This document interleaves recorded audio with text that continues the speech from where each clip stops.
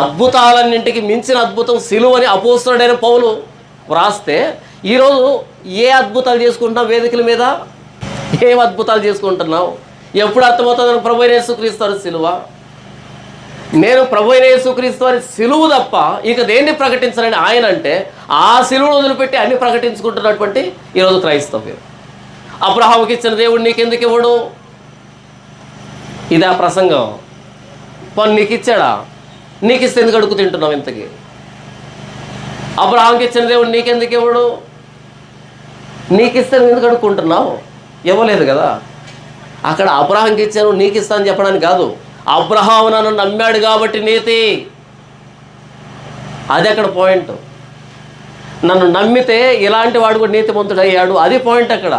Abraham వరుసలోంచి వచ్చినటువంటి ప్రభు యేసుక్రీస్తు వారి ద్వారా సర్వలోక వంశాలన్నీ ఆశీర్వదించబడుతున్నాయి, అది దాని అర్థం. అబ్రహాంతో నేను నిబంధన చేసుకున్నాను, క్రీస్తులో మీతో కూడా నిబంధన చేసుకున్నాను, అది దాని అంశం అక్కడ. అది వదిలిపెట్టేశాం. అబ్రహాంకు ఇంత ఇచ్చాడు, అంత ఇచ్చాడు.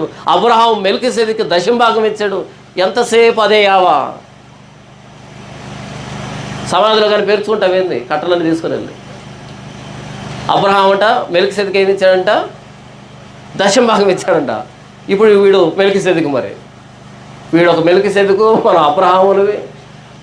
దశంభాగాన్ని గురించి చెప్పినటువంటిది కాదది.